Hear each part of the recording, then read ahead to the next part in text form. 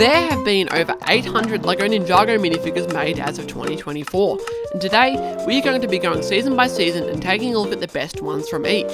This list was pretty hard to compile because, as you'll soon see, some seasons are full of great minifigures. Without further ado, let's go. Wait a minute, I'm still black. And so we begin with the pilot season of Ninjago, which introduced us to the OG gang consisting of Kai, Jay, Cole and the weird one, Zane. The new ninja suits this season reused the classic ninja hood piece from the 90s, and the ninjas' antagonists were skeletons, of course, because everyone knows skeletons and ninja go together like peanut butter and marmalade. Wait, that's not right. It was pretty hard deciding the best figure this season, because you had not only the classic suits, but the awesome DX suits as well. Then there's Nia and Wu, who has two different outfits, and then there's all the quirky skeletons led by General Grievous, Samakai. And of course there's the evil black guy himself, Garmadon. Hold on, let me rephrase that. The evil guy whose skin is coincidentally black. I really love the look of the DX ninja, especially Kai and Jay, but I think the winner this season has to be Samakai, because you know what's cooler than 2 arms? 4 arms. You know what's cooler than 4 arms? 4 arms on a skeleton. And 4 arms being cool is an idea the Ninjago design team have clearly taken to heart over the years. Also, let's take a moment to imagine what this guy would have looked like with skin. Actually, maybe we shouldn't. So that's my opinion for the best pilot season figure. But wait, there's more, because I want to throw DX Lloyd in as a bonus minifigure. I'll try and explain it without getting too convoluted, but DX Lloyd was released in 2014 in a Target exclusive gift box, but confusingly he had the 2015 style packaging, and also he never appeared in the show, but this was made to go alongside the DX Ninja from the pilot season. Long story short, this figure shouldn't exist, but it does, and I'm glad that it does because it's awesome, which is why I had to mention it here. You get, the box? Now we move on to Season 1, which is equally as awesome as the pilot season in terms of sets and figures, and this one gave me an even harder time deciding who was the best. Just a reminder, this season we got the ZX Ninja, who introduced the concept of separate hood and shoulder pad pieces that they have done ever since. We also got the amazing ZX Lloyd, the incredible NRG Ninja, all the Serpentine Warriors and Generals, including my favourite character Pythor. We got Young Lloyd, Samurai X, another Wu, and of course 4-armed Garmadon. So to say that I had a lot to choose from was an understatement.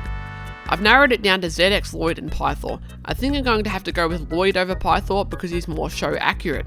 He only appears in the Epic Dragon Battle set and one spinner, both of which go for a lot more money now than when they released.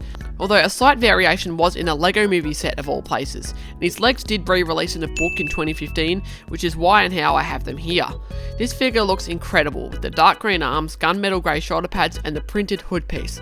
The legendary Green Ninja really did not disappoint. Welcome to Grand Sensei Dareth's Mojo Dojo. Season 2 was the easiest decision of my life. What was the best figure, you ask? Well, it's not even a question. It's obviously Golden Lloyd by a mile. This figure is like ZX Lloyd, but even cooler if that's possible. This figure right here is peak Ninjago.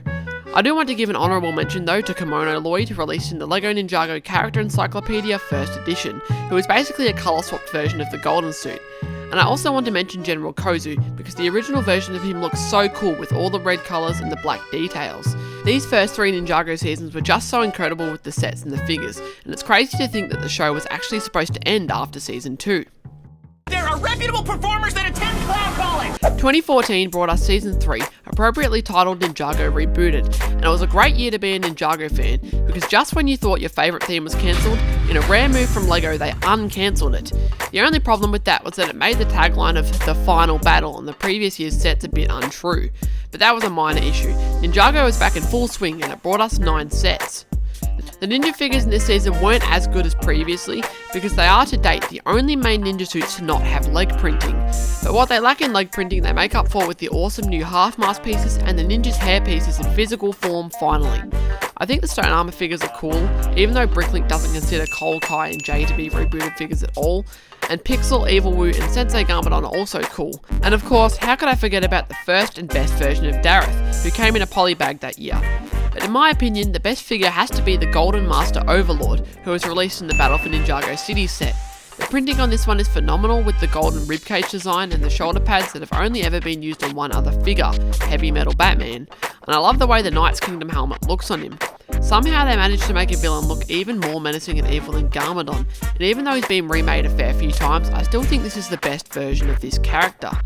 Pair him with his spider chair thing and you get a truly scary looking villain.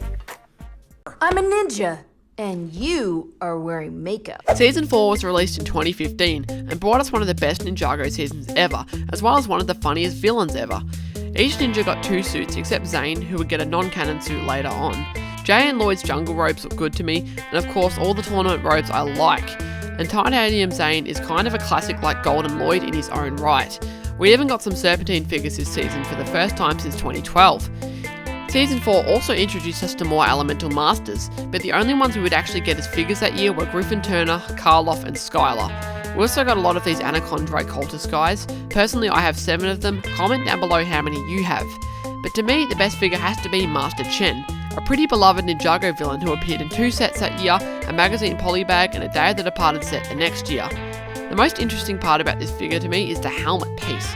This guy has a literal dead snake wrapped around his head.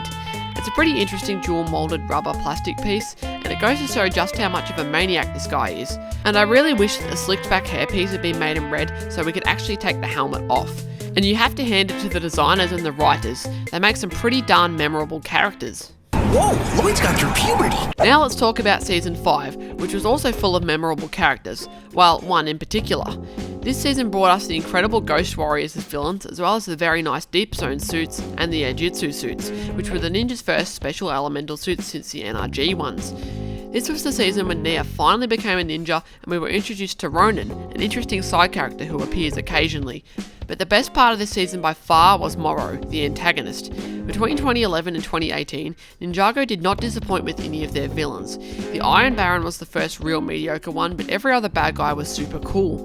And there's actually 2 Moro minifigures, the first one being his main form, which looks awesome, but it's the second version that is my favourite, that being Possessed Lloyd.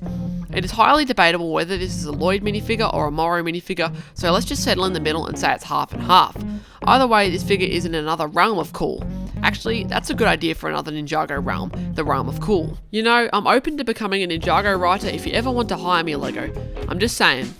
The printing is great here, and the shoulder pad piece is very unique, and I love the hood piece that goes over the top. Honestly, it's always kind of reminded me of a dirt bike helmet. And he only appeared in 2 sets, Attack of the Moro Dragon and the City of Styx, so it's no wonder that he fetches an average price of $30 these days. By the way, if you're enjoying the video so far, please consider leaving a like or a comment. Thanks. Guys, look at how many palm fronds I found! Next was Season 6, Skybound, which had 10 sets released across 2 waves in 2016. We got a variety of different figures this wave in the form of the Sky Pirates, a crew of strange and wacky characters. We also got Cole as a ghost, which was cool, and I'll give some quick honourable mentions. The first is Echo Zane, who appeared in the Lighthouse Siege. The printing on him is phenomenal and the colours are great, giving him an old rusty look. And the second honourable mention is Ninjago's first big fig, Dogshank. She has only appeared in the Tiger Weather Island set and is a very strange looking character, being orange with a blue face and a green helmet. But my favourite figure has to be an equally strange one, Natakan, the leader of the Sky Pirates, who is also a djinn. He uses the ghost tail piece introduced the previous year and has what I believe is General Kozu's torso recoloured. It also has this unstable hairpiece that I'm not a huge fan of, but you can add a dark red hollow stud to make it more stable and show accurate. Between the ghost tail pieces, the extra arms and the hair, this figure is a lot taller than most standard minifigures. And I think Natakan was not only a great minifigure, but a great villain as well, and it's a shame we never saw him return. Hall of villainy? More like Hall of empty knee. Then after Season 6 there was Day of the Departed, a 44-minute long Halloween special which served as an excuse to bring back old villains and turn Cole back into a human. We got some of my favourite Ninjago suits ever in this wave of sets, as well as a ton of past villains like Pythor from Season 1, General Kozu from Season 2, General Cryptor from Season 3, Master Chen from Season 4, and Samakai and Moro were also in the special but didn't get minifigures due to Samakai's mould being retired and Moro still being available on shelves. Also, Natakan was not present likely due to the fact that he had just had a whole season to himself, and the ending of Season 6 kind of prevented him from ever logically showing up again. And apart from a statue, this was the first time we got Master Yang in minifigure form. We also got Aijutsu suits for Lloyd and Nia, as well as the first ever version of Lil Nelson. My favourite figure has to be Pythor. His suit here is basically the same as his mysterious stranger appearance in Season 3. All you would have to do to make the hooded look is add Euphrasia's hood and Mr. E's face. This figure is great, though I do think every version of Pythor looks exceptionally cool. The treadmill was invented in 1818. Next came Season 7, which brought us some very interesting characters, like the Time Twins, some of Ninjago's most powerful villains yet, as well as Kai and Nia's parents. The ninja suits were also very good this season, and this was the first appearance of Pixel as Samurai X. My favourite figure has to be either Achronix or Crux. It really doesn't matter which because they're basically the same, except Achronix has an MP3 player and Crux has an hourglass. The hood piece from Minifigures Series 16 recoloured here is very cool, and so is the green half cape piece. Also, the printing on all the Season 7 figures is very detailed. Almost every figure has toe printing, which is pretty premium. I can see why both of these go for a lot of money these days. Now technically the next entry should be the best Ninjago movie figure, but we'll skip the Ninjago movie for now and come back to it later, because I want to discuss Season 8. There were several interesting figures introduced in Season 8, mainly the ninja who was sporting brand new looks as well as a biker gang called the Sons of Garmadon, which had some very cool characters.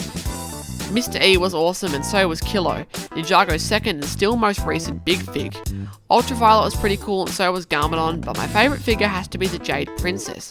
She reuses the hairpiece of Coco from the Ninjago movie and has two very detailed cape pieces. The printing is also very nice and she only appeared in the biggest set of the Wave, the Temple of Resurrection, and this figure makes me really wish that we got her casual version. Foil! I found foil! Yes! And now we've reached Season 9, a pretty good season right in the middle of the Oni trilogy. I'll admit, the villains this season weren't that great. They're alright, but not as good as most of the previous ones. The ninja suits this season were a cool concept, because they're tattered versions of the previous suits, and now they have black on the bottom half of their hoods. We also got Skylar again, as well as Harumi in her main outfit, but my favourite figure doesn't come from the main playsets. It actually comes from this season's gimmick sets, the Dragon Master Flyers. These introduced some really cool suits for the ninja, but the highlight to me has to be Wu's. Up until this point, we had never seen the Ninjago movie style mask in gold, and in fact we never did again because this was the last season where they used that style of hood. The white contrasts great with the gold, and I think this is a fantastic minifigure. And that's all we'll talk about today, but before you go, I want to play a little game. Because the first person to guess my favourite minifigure from the LEGO Ninjago movie and write it in the comments, I will pin that comment and also feature it in part 2 of this video. Here's a little hint, this figure appears in one of the 3 biggest Ninjago movie sets. Good luck. That's been all for today folks, have a great day and see you next week.